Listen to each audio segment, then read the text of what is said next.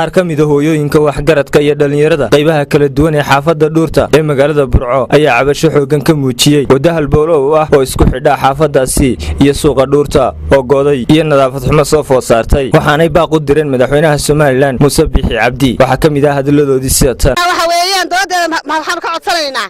in maxay tan la ogaado oo Dhuurta la ogaado oo Dhuurta hoos loo eego suuq baanu joognaa ari baanu qalaa suuq xumada nahaysata idinaba soo gashaan meel la soo maraa la waayay qof walba bariishku ka baqaya xajiishkana lagama guro marka waxa weeyaan waxaan ka codsanayaa dooda sharafta leh teen suuq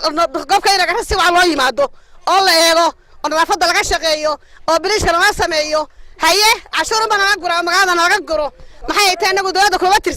kuma tirsanin afar soo TV laga hadlayaa maxay tahay dawladda waxa loo baahayay marka waxa weeyaan maxay tahay madaxweynaha ka codsanayna waxa loo xidho tarmi jirto bariishana ma dhiso waxaan anaga barka waxa ka kaban ayaa noo yimaad noo dhisay dawladda ma arage waxa anaga saka kabana deenta iska saaray intina waa taagoday xajku ka too maashka cidina timaado haye inta xaafadda dhisantan yar iska urisay waxa weeye way go'ayay bariishku biyuhuna way fadhiyaan roob kasto saddex bilood bay ku jiraan halkaas ku qurmaan waxaan jecelahay horta bariishka in la ka sameeyo way badan tahay qashinkii baa yaala wadooyin male waxba male in loo eego ay nala soo arkaan oo soo sawiraan baan jecel oo baac mushtari leh oo wax walba leh meel loo soo maro male labada xadiidka weyn oo tayada intuu ku furay birlax furfuran ayaa lagu qabtay haddii taasuna imika la qaato meeshu waa naga go'anta waxaan leenahay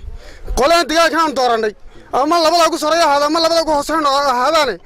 diin haddii noo qaban weydaan noo gudbisaan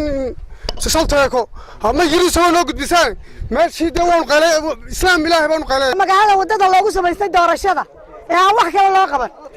waa tan de ku daafadii halkan ay noo taala halkan waanu ka gudbi jiray suuqaanu ga adeegan jiray way duntay maxaan ku sheegay dad iyo duunyaba way la ganaynin waxaanu si sharaf leh uga codsanaynaa dawladayada inay dariiqyada marto oo aan xafiiskaaga iyo gurigaaga ku ekaan xafiiskaaga iyo gurigaaga laguma doorantay shacabka inaad dhex martaa lagu doortay wali ma aan aragni dawladda hoose suuqa dhex maraya waxa meeshan ka muuqda dayacaad fara badan oo aan dawlad iyo cid kale toona waxba ka qabanay waxaana inoo cad ama aynu wada ognahay in dawladdu marka meeshan ay doonayso ama ay imanayso ay kaliya timaado markay wax ka qaadanayso kaliya waana suuqa ugu badan ee ku xisaabsanto ayuu kamid yahay suuqyada magaalada ee cashuurta ugu faraha badan laga qaado oo waayo wuxuu leeyahay ganacsato iyo xaafado badan oo si fiican u dhisan haddaba hase yeeshee waxa weeyaan waxaanu halkan aanu ku aragnaa inaan waxba looga qaban 12 sanadood bay sidaa u go'anayd 22 qof baa ka dhacay afar waa jajabtay waa meesha arkaysaan ee gabiga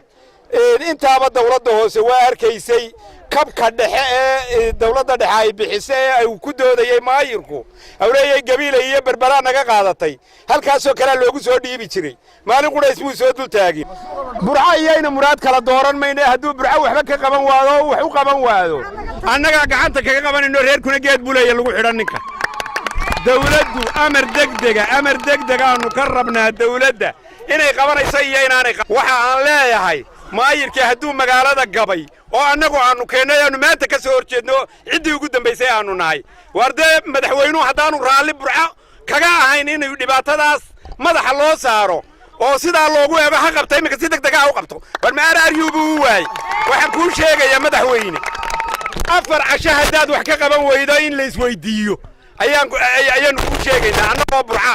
anigu kaligay waan jabi maayo burcaanu ku fasaxaynaa gacan baa wax laga qabanaya afar casho Warnuux Maxamed Cabdi badda Cas 24 TV magaalada Burco.